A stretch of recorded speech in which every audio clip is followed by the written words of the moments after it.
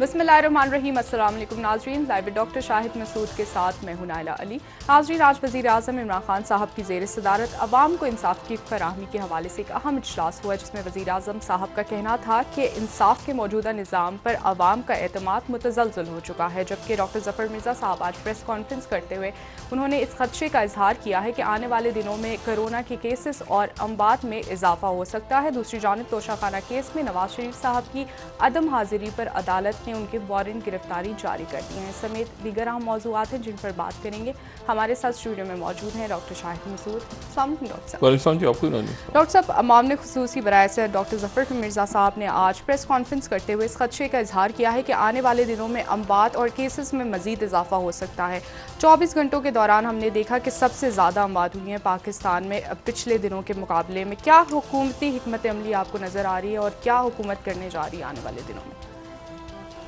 देखें जी, 24 घंटे जो हैं पिछले, उनमें तो रिकॉर्ड तादाद में इजाफा हुआ है जी। और ये जून का महीना जो है वो ज़ाहिर है कि अब उसमें पीक की तरफ हम जा रहे हैं और 2-4 ऐसे महाज खुले हुए हैं इस वक्त जो कि बहुत ही गैर मुतवक्को हैं, हुकूमत के लिए भी, पाकिस्तान के लिए भी और हुकूमत के लिए भी। और उसमें से एक महाज तो ये जो टेडी दिल का हमला इस पे बात की थी 2-3 रोज़ पहले, ही अफ्रीका से स्टार्ट हुआ है और ये जो है ये ईरान से होता हुआ अफ्रीका से चला है। और ये रास्ते में ये जो बारिशें हो रही हैं, मैंने पहले भी बात की थी कि पाकिस्तान में आप देखें इस तरह का मौसम, अभी रमज़ान के अंदर बारिशें होती रही हैं, ऐसा होता नहीं है अमूमन। तो ये वेस्टर्न डिस्टर्बेंसेस जो है उसकी वजह से, ये मानसून की बारिशें नहीं है, वेस्टर्न डिस्टर्बेंसेस वो होती हैं कि जो ये टर्की और ये ब्लैक सी, यहाँ से अचानक तूफ़ान आता है और वो फिर यहाँ अचानक किसी भी वक्त वो बारिश बरसा के चला जाता है। उसके बारे में बहुत ज़्यादा पेशगोई नहीं की जा सकती। तो उसकी वजह से जब बारिश होती है तो उसमें ये बहुत ज़्यादा और मज़ीद इनकी प्रोडक्शन बहुत ज़्यादा होती है और ये मिलियंस की तादाद में 10 दिन लाइफ होती है इसकी, जो टिड्डी, और इसकी 10 दिन के अंदर ये जो है वो एक अंदाजे के मुताबिक ये 3000 लोगों तक जो खुराक पहुंचनी है उसको ये ख़त्म कर देता है एक। और ये जब सफ़र करते हैं इनके झुंड के झुंड, तो वो 1 किलोमीटर बड़ा, ये आधा किलोमीटर झुंड की जो साइज़ है ना, वो मतलब उसको वो आपको समझ नहीं आएगा कि कहाँ से शुरू होकर कहाँ तक जा रहा है। और रास्ते में इनकी रिप्रोडक्शन होती जाती है, तादाद इनकी बढ़ती जाती है। सही। तो ये अल्लाह ताला खैर करे कि पाकिस्तान के अंदर सैलाब की भी बात की जा रही है कि शायद जून के अंदर कोई सैलाब का भी ख़तरा है। NDMA और रियासती अदारे और आवाम के ऊपर दबाव है, अल्लाह ताला खैरियत से इन बहरानों से निकाले। एक और मामला जो इस वक्त संगीन है, एक तो ये है कि बड़ी तादाद में डॉक्टर्स जो हैं वो भी उनको ख़ुद भी उनका इंतकाल हो रहा है फ्रंट लाइन पे, और हॉस्पिटल्स जो हैं उनके अंदर बताया जा रहा है कि जगह नहीं है, कोरोना से मुतासरीन जो हैं लोग उनको दाखिल नहीं किया जा रहा।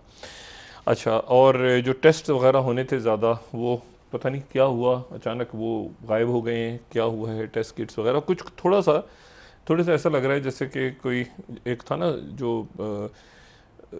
डेली कोई बात होती थी कि ये बात हम ये करना है, ऐसे करना है, ऐसे करना है। तो अब ज़ाहिर है कि मईशत को भी साथ चलाना है, इसको भी साथ चलाना है, साथ ये फूड सिक्योरिटी का इशू आ गया। मैं इस पर आता हूँ। एक बात जो अहम तरीन है वो ये है कि जो मैं बार बार बात कर रहा हूँ कि सिस्टम जा रहा है और पाकिस्तान में आने वाले दिनों में जो भी फैसला होगा वो ख़ित्ते के वाक़यात करेंगे। ऐसे ही हो रहा है, ऐसे ही होने जा रहा है। और ये जो पाकिस्तान का मौजूदा सिस्टम है, ये सिस्टम पाकिस्तान का नहीं, ये पूरी दुनिया में एक सिस्टम गिर रहा है। हमने अपने सामने एक सोवियत एम्पायर को गिरते हुए देखा है, टूटते हुए देखा है मेरी नस्ल ने, और टुकड़े टुकड़े होते हुए देखा है, और इस तरह से होते देखा है कि उनके पास भी बॉम्ब्स थे, न्यूक्लियर वेपन्स थे, लेकिन दुकानों पे WT नहीं थी। तो अच्छा, एक तो ये सवाल है कि वो तो एम्पायर थी, सोवियत यूनियन एक एम्पायर के तौर पे एक सल्तनत थी। क्या अमेरिका सल्तनत है?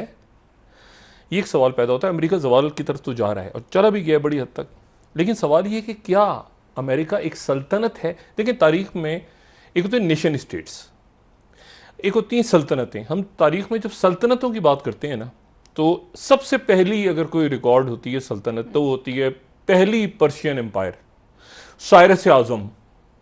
ये वो साइरस आज़म जिसने हैकल सुलेमानी की दूसरी तामीर की थी, वो फारस से उठा यहाँ से, और ये इसमें तौरात में तकरीबन मेरे ख्याल से 28 दफ़ा जिक्र है साइरस आज़म का। और साइरस आज़म ये पहली पर्शियन एम्पायर बनी, और बड़ी उस वक्त चूँकि दुनिया की आबादी सारी ये मशरिक़ वस्ता इधर ही होती थी, तो उस वक्त उस दौर में तकरीबन 44% दुनिया की आबादी इसी जगह पे इस सल्तनत के अंडर में थी, साइरस आज़म। और ज़रतुश मज़हब को ये मानते थे साइरस, और फिर उसके बाद इनको शिकस्त दी। ये जो फिल्में आती हैं ना, स्पार्टास और ये सारी इनकी लड़ाइयाँ हो रही हैं उनके साथ, ग्रीक्स के साथ, तो ये वही हैं, ये वही दौर है। तो इनको जब इनकी शिकस्त हुई तो इनकी शिकस्त हुई सिकंदर आज़म से। सिकंदर आज़म ने फिर इस सल्तनत का, ये सल्तनत थी। सल्तनत में और नेशन स्टेट में फ़र्क ये है कि सल्तनत जो है उसमें एक सेंटर होता है, एक फ़ौज होती है, एक दारुल हुकूमत होता है, और बहुत सारी जगहों पे वो फैले होते हैं, मुख्तलिफ कबाइल, मुख्तलिफ रियासतें, मुख्तलिफ ज़बान बोलने वाले, मुख्तलिफ मज़हब से ताल्लुक़ रखने वाले, वो सल्तनत होती है। नेशन स्टेट वो है जो आप समझें कि एक ही ज़बान या मज़हब या कबीला कोई, या आप समझ लें कि एक ही किस्म का कल्चर हो गया, एक वहाँ वो नेशन स्टेट है। तो ये बड़ी बात उस ज़माने में कि जनाब, फिर हम देखते हैं कि रोम की सल्तनत आती है, ये सल्तनत है। अच्छा, रोम की सल्तनत, जूलियस सीजर, और उसके बाद जनाब उसमें अगस्टस, और फिर क्लियोपेट्रा, और उनके थिएटर्स बन रहे हैं वहाँ पे, और वहाँ पे जनाब वो एक रोमन एम्पायर, फिल्में भी बनी हुई हैं, फॉल ऑफ रोमन एम्पायर कैसे हुई, आखिर में उनके 2 हिस्से हो गए।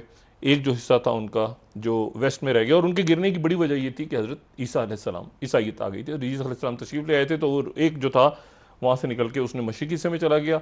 वहाँ जाके उसने वो जो कॉन्स्टेंटाइन था, वो कॉन्स्टेंटाइन ने जाके वो कुस्तुनतुनिया बना लिया, वहाँ वो मुसलमानों ने आके ज़बरदस्त किया उसको, और उसके बाद वो कुस्तुनतुनिया हाथ से निकला। एक हिस्सा जो था रोमन एम्पायर का वहाँ से चला गया, एक यहाँ खाना जंगी वगैरह शुरू हुई, और ये नहीं चला गया, वो ख़त्म हो गई सल्तनत। फिर उसके बाद हम सल्तनतें और भी देखते हैं। हिंदुस्तान सल्तनत नहीं रहा। ये जो मैं बात कहने जा रहा हूँ ना, तारीख़दान और ज़ाहिर जो मौरख़ीन हैं वो इस पर डिसएग्री कर सकते हैं, लेकिन हिंदुस्तान सल्तनत कभी भी नहीं रहा। मतलब मुझे अगर कोई बताए कि हिंदुस्तान के अंदर मैं ये देखना शुरू करूँ, कहाँ से करूँगा, पहले तो मुझे समझ नहीं आता है कि इसको आप कहाँ से शुरू करेंगे। इसमें बेशुमार एक तवील लिस्ट है जो आपको पता चलता है कि इस इलाके में जो हिंदू राजा महाराजा बेशुमार इतने हैं कि वो जनाब गुप्त ख़ानदान से शुरू होते हैं, और फिर दूसरा तीसरा महाराजा, ये रियासत वो रियासत। तो वो जो सल्तनत होती है ना कि एक सेंटर जगह से, आप कहते हैं इस मरकज़ी जगह से ये कंट्रोल होता था, ऐसा नहीं हुआ। मुग़ल ख़ानदान था, बिल्कुल था, लेकिन सल्तनत नहीं थी। सल्तनत जो है ना, वो उसमें ये होता है कि वो मतलब एक वहाँ पर कोई बगावत हो रही है, वहाँ बगावत हो रही है, ये इलाका कब्जे में आ गया, अकबर आज़म। सल्तनत, हिंदुस्तान का भी सल्तनत नहीं बना, ठीक है ना। मतलब मुझे बताएं कि मुग़ल ख़ानदान हम कह सकते हैं, इसी तरह उससे पहले तुगलक ख़ानदान कह सकते हैं, उससे पहले हम जो है वो उसके बाद खिलजी ख़ानदान कह सकते हैं, लेकिन हम जो है ना वो उसको जिसमें ममलूक कह सकते हैं, कुतुबुद्दीन ऐबक, अल्तमिश, रज़िया सुल्ताना, ये सारे जो सुल्तान, लेकिन हम इसको सल्तनत नहीं कह सकते। हिंदुस्तान लेकिन अब सिराजुद्दौला मुसलमान, वो अलग बंगाल के अंदर उनका वाक़या है। टीपू सुल्तान मैसूर के अंदर, उनका अलग जो है वो एक हीरो हैं, उनका मुग़ल ख़ानदानों से कोई ताल्लुक़ है। तो अलग अलग आपको नज़र आते हैं। शेरशाह सूरी, अच्छा फिर लोधी ख़ानदान, आपस इब्राहिम लोधी भी तो मुसलमान ही थे ना, जिनके साथ वो बाबर ने जिनको पानीपत में ज़बरदस्त किया जाके। तो बात ये कि ये सारे जो हैं, तो ये सल्तनत नहीं थी। ये सल्तनत जो है ना, सल्तनत जो है वो सल्तनत उस्मानिया, जिन्होंने एक बहुत ऐसा इलाका। आज अगर सल्तनत उस्मानिया फर्ज करें, वो जो 300-400 साल पुरानी सल्तनत उस्मानिया जो है आज अगर आ जाए तो उसके अंदर अरब ज़्यादा होंगे, तुर्क कम होंगे, क्योंकि उसमें से फिर छोटे छोटे छोटे छोटे छोटे बहुत सारे मुल्क निकले। ठीक है। अच्छा, इसी तरह से आप देखें तो आपको फिर चाइना के अंदर आपको सल्तनतें मिलती हैं, एम्पायर्स। ठीक है। उनके यहाँ आपको मिंग एम्पायर है, उसके बाद जो है वो उससे पहले जो मंगोल्स थे। अच्छा, मंगोलों की भी रियासत, वो सल्तनत थी, मंगोल एम्पायर बिल्कुल है। ठीक।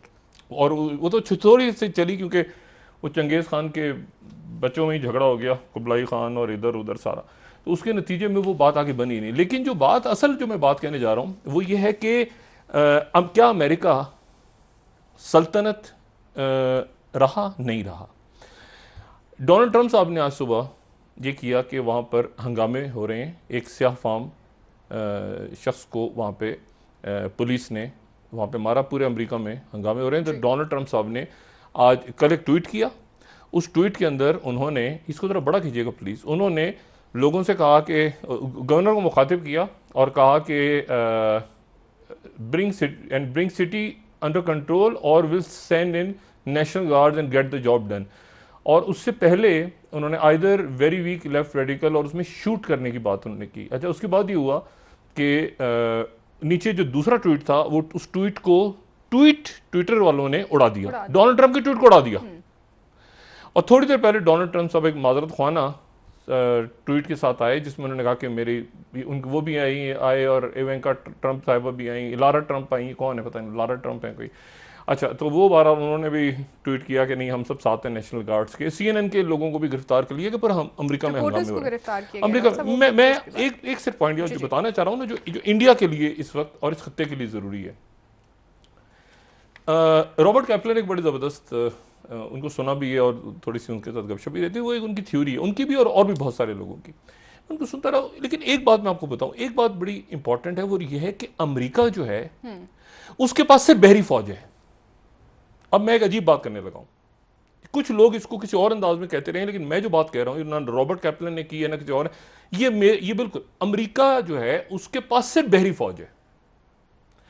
एक तरफ उसके एक समंदर है पैसिफिक, और एक तरफ उसके दूसरा समंदर है अटलांटिक।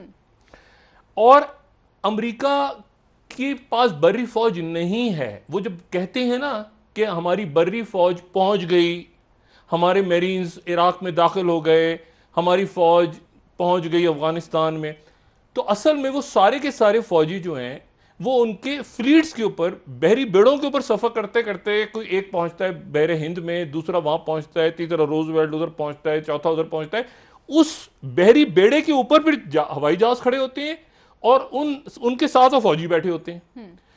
तो बर्री फौज नहीं होती। अच्छा, आपको कभी कभी खबर नहीं सुनाई देगी, ये अब बहुत कम सुनाई देगा आपको, या पढ़ेंगे उनकी मीडिया में कि ये बहरी बेड़ा कहां मूव कर रहा है। खबर ही आती है अफगानिस्तान में 3000 फौजी पहुंच गए। अच्छा, ताकि लोगों को जहन में रहे कि अच्छा यार बड़ी फौज नहीं है। बड़ी फौज को तैर के थोड़ी आती है, वो तो उनके जो एयरक्राफ्ट कैरियर्स हैं और साथ साथ एक सब मेरीन चल रही है उसकी हिफाजत करने के लिए, और ब्रिगेड्स हैं और वगैरह वगैरह। पहली बात तो ये। दूसरी बात ये है कि ये बड़ी ये इंपॉर्टेंट बात है कि उनका सारा जो दारो मदार है ना दिफा का, वो समंदर पे है। ठीक है, उनके ड्रोन्स भी उन्होंने बेसिस बनाई हुई है, वहां से ड्रोन उड़ते हैं। ड्रोन इतना बड़ा तो जा भी नहीं सकता उड़ के कहीं, उन्होंने जजीरे लिए सारे। चीन का मामला मुख्तलिफ है। चाइना का मामला ये है, पहली बात तो ये है कि इन्होंने आज ये कहा ना कि मैं बंद कर रहा हूं वो सारे सोशल मीडिया वो चाइना के अंदर एक्टिवेट टक करके चाइना ने कहा कि जी हमारे पास फेसबुक का वीचैट है, फेसबुक बंद करना कर दें। अच्छा, यूट्यूब का हमारे पास तो है, उसके बाद ट्विटर का उनके पास सीना वेबो है। अच्छा, व्हाट्सएप का उनके पास टेंसेंट QQ है, और टिकटॉक तो उनका है ही, खैर पाकिस्तान में वैसे ही मकबूल है। और जो गूगल सर्च इंजन हैं उसका उनके पास बेद तैयबा करके, जिस तरह से भी वो उसकी करें प्रोनाउंस करें। अच्छा, अब मसला ये कि वो सारी उनके पास एप्लीकेशंस हैं। ये तो बहुत ही छोटी सी बात है कि वो पाबंदी लगा देंगे तो और अच्छा है। नहीं हो सकता है ट्विटर फेसबुक खुद ही छोड़ के चले जाएं चाइना के, हम वहां से काम करेंगे बैठ के, तो बिल्कुल फजूल सी बात है। अब मामला ये है कि अमेरिका के साथ अब ये जो मुझे 2-4 मिनट दें तो मैं बात समझाता हूँ, वो है एक तरह से समंदर के दरमियान घिरे हुए हैं। जब क्रिस्टोफर कोलंबस पहुंचा अमेरिका, उसने दरियाफ्त किया, तो अमेरिका वो पहुंचा कोलंबस, तो उसने यहाँ पर ये होते कैरिबियन आइलैंड्स, एक है कैरिबियन आइलैंड्स हैं जिनको हम वेस्ट इंडीज, बहुत सारे जजायर हैं, ठीक है, कैरिबियन सी के तरफ, उसमें वेस्ट इंडीज, उसमें ये पनामा, उसमें जो है वो British virgin islands, Bahamas islands, ये सारा जो है ये छोटे, तो रूजवेल्ट ने उस वक्त ये कहा कि ये हम जो है इन जजायर के ऊपर पहले अमेरिका पहले कब्जा करे, क्योंकि इन जजायर के ऊपर कब्जा होगा तो उसके नतीजे में वहां यूरोप से स्पेनिश आ रहे होते थे, फ्रेंच आ रहे होते थे, उनकी लड़ाइयां हो रही होती थी, सारे वहीं से आके बसे हैं ना, यहाँ के ओरिजिनल रेड इंडियंस तो खत्म हो गए, तो उनको तो खत्म कर दिया, तो आपस में वो लड़ते रहते थे कि किस जगह पे हमने कब्जा करना है। तो सबसे पहले रोजवेल्ट ने क्या किया कि कैरिबियन के ऊपर, जजायर के ऊपर कब्जा किया। वेस्ट इंडीज नाम इसलिए रखा कि वेस्ट इंडिया, क्योंकि उस दिन ईस्ट इंडिया भी वो उधर था ना, तो मिक्स ना हो जाए लोग कि यार ये कौन से कहा, तो वेस्ट इंडीज का नाम इसलिए रखा गया। सही। अब यहां पर आने के बाद फायदा क्या हुआ कि वो तमाम यूरोप के साथ अमेरिका एक सुपर पावर बना, और अगर ये ना कब्जा होता तो ना पहली जंग अजीम में कहीं कूदता अमेरिका, ना दूसरी जंग अजीम में कूदता, ना कोल्ड वॉर होती। इसी तरह हुई है ना सारी, ये जिसको आप नेटो इत्तेहाद और ट्रांस अटलांटिक। चीन के साथ मामला दूसरा है। चीन चाइना ने कभी अपने समुद्रों पे इन्हिसार नहीं किया। चाइना कुछ, मैंने कहा ना, थोड़ी दिन पहले भी बात की थी कि चाइना का जो समुंदर थे, चाइना के साउथ चाइना सी वगैरह, ये वहां पर सिर्फ ये होता था कि अफ्यूम ले जाके बेचते थे ईस्ट इंडिया कंपनी वाले, जिसके नतीजे में ओपियम वॉर्स हुई। बाकी चाइना का दारोमदार समंदर पे कभी नहीं रहा।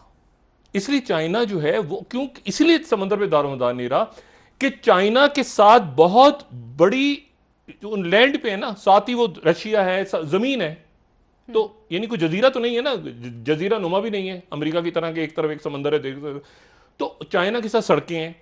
ये जो न्यू जो one road one belt program है, ये पुरानी शारा रेशम समझ लें, जहां मार्को पोलो इटली से आके घूम सैर करके गया था।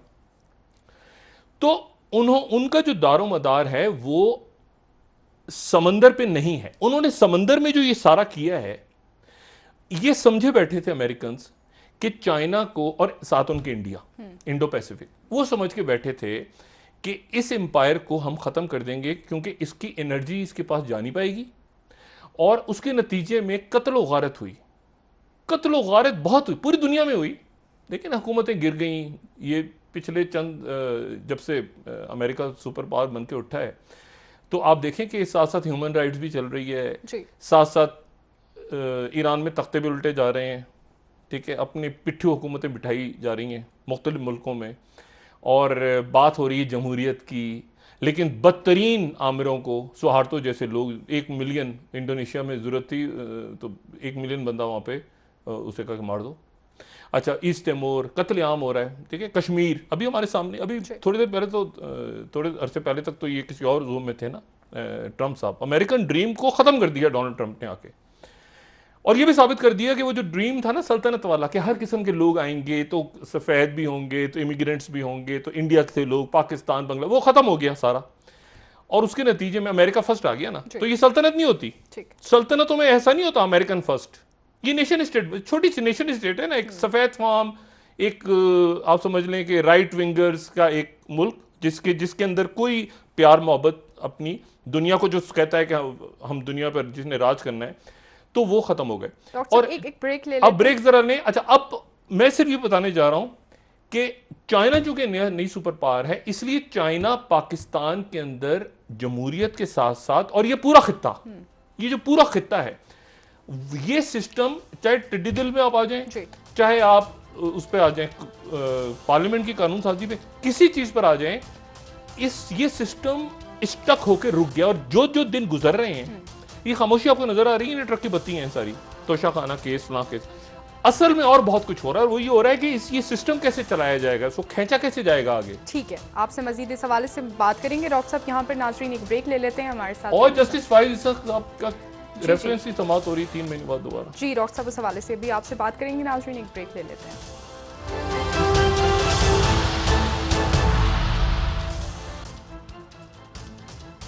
वेलकम बैक नाज़रीन। जी डॉक्टर साहब, सदारती रेफरेंस के खिलाफ केस में आज जस्टिस फ़ाइज़ ईसा साहब ने एक दरख्वास्त मुतफ़र्रिक़ दरख्वास्त जमा करा दी है, जिसमें बहुत सारे सवालात पूछे गए हैं और अनवर मंसूर साहब और फ़रूक नसीम साहब के हवाले से कहा है कि तौहीन अदालत की मुर्तकब है। उन्होंने शहजाद अकबर साहब की प्रेस कॉन्फ्रेंस ज़ाहिर यकीनन होगी या उनको आना चाहिए, उनको वजाहत करनी चाहिए, क्योंकि उन्होंने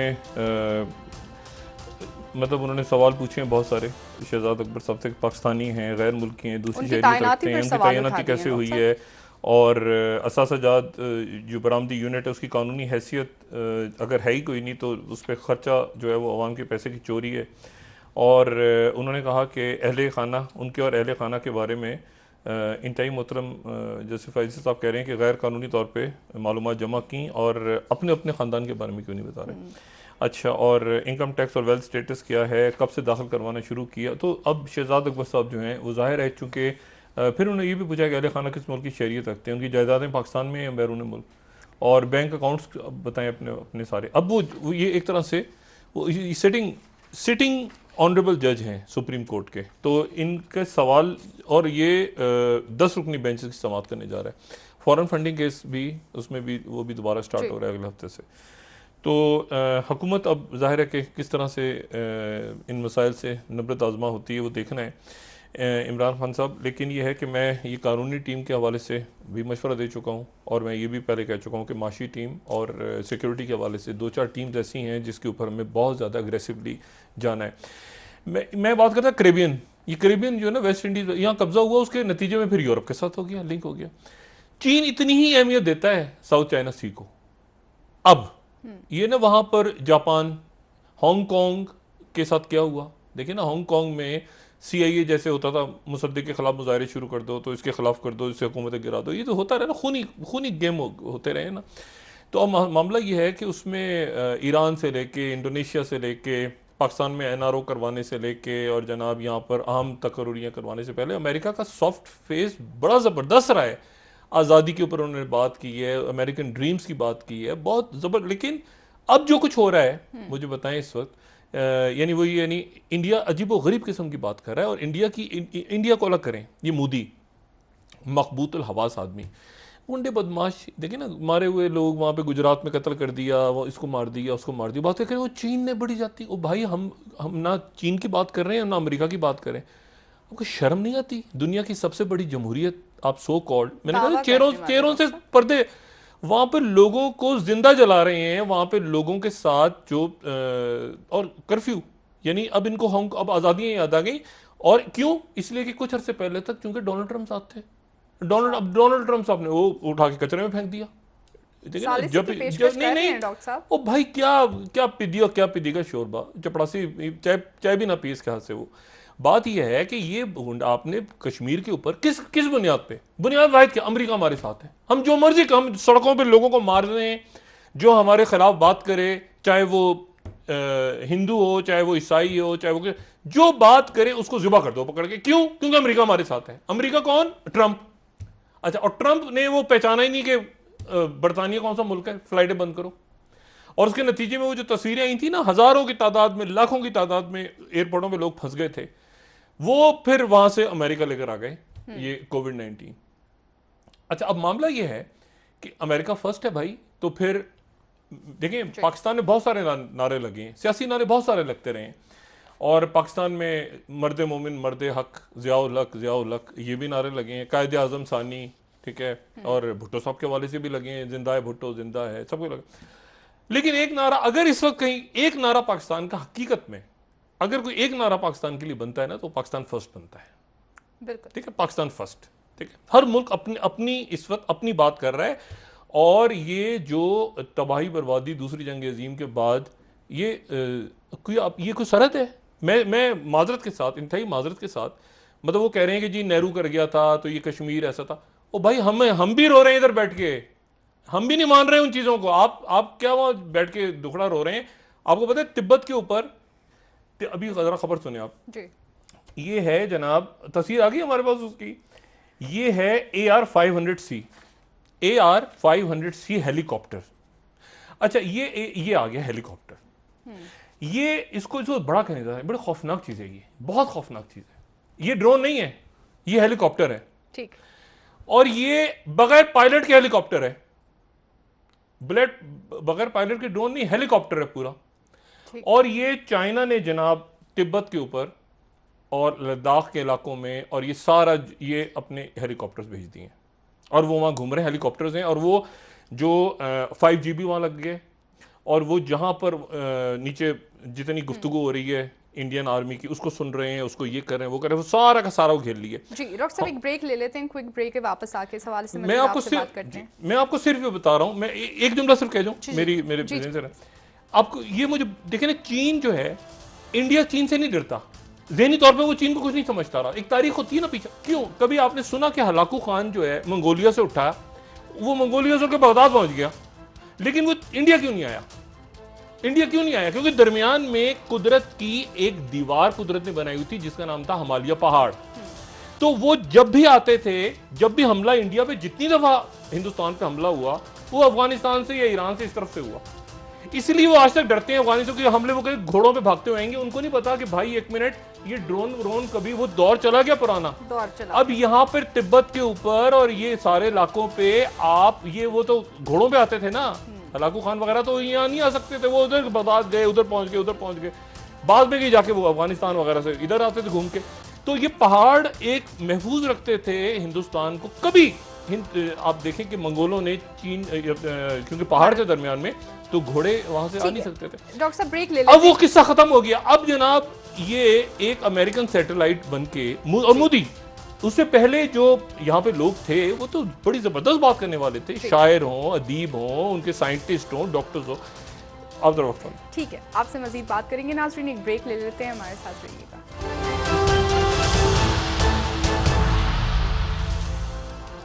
वेलकम बैक नाज़रीन। जी डॉक्टर साहब, नवाज शरीफ साहब की अदम हाजिरी पर आज अदालत ने उनके वारंट गिरफ्तारी जारी कर दी है।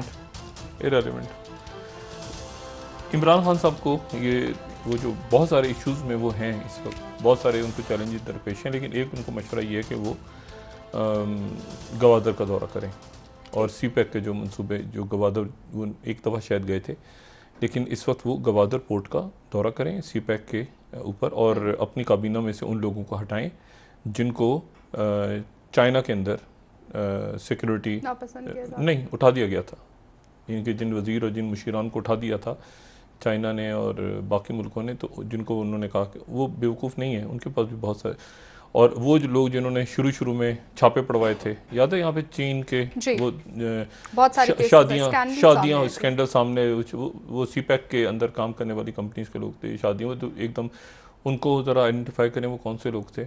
और जो है वो बाकी ये जो गुजारिश है उनसे, अब आसिम बाजवा साहब आ गए हैं, CPEC को हेड कर रहे हैं साथ साथ, लेकिन खान साहब को थोड़ा सा ये देखना है कि ये जो सिस्टम है, ये सिस्टम अब थोड़ा सा चाइना और ये इस तरफ उन्होंने ज़रा देख के आगे चलाने मामला। अच्छा, इसमें ये आज जो मैंने सल्तनत वगैरह की बात की ना, ये मैंने क्यों मेरे दिमाग में आ गया, दिमाग में इसलिए है कि इकोनॉमिस्ट का ये मैंने पूरी बात की ना, इतनी रियासतें और सल्तनतें और ये, और ये अचानक सुबह मैं ज़रा अखबार पढ़ता हूँ तो take over the world in civilization, मैंने कहा ये क्या चीज़ है, ये अमेरिका ने कहा दुनिया को छा जाओ, सारी दुनिया पे कब्जा कर लो। फिर मुझे पता चला ये वीडियो गेम है, मैंने कहा ये क्या चीज़ है, पता चला ये वीडियो गेम है, ये वीडियो गेम अपने टेलीफोनों पे खेलो और पिछले 4000 साल से लेके अब तक और अब तक लेके आगे तक जितनी सिविलाइजेशंस हैं उनके ऊपर कब्जा करो, वीडियो गेम, इसका नाम सिविलाइजेशन 4 है। तो मैं तो इसको यकीन करें, मैंने कहा अमेरिका जाग उठा है दोबारा, लेकिन पता चला कि ये तो एक वीडियो गेम है। ठीक है, कल मजीद इस पर बात करेंगे। बहुत शुक्रिया डॉक्टर साहब। हाँ, और जी बहुत शुक्रिया जी। नाज़रीन प्रोग्राम का वक्त खत्म हो गया है, कल इंशाल्लाह दोबारा आपसे मुलाकात होगी। मुझे नाइला अली को इजाज़त दीजिए। अल्लाह हाफ़िज़। जी डॉक्टर, अपने दोस्तों, रिश्तेदारों, गिरदनवाह के लोगों का सब ख्याल रखिएगा।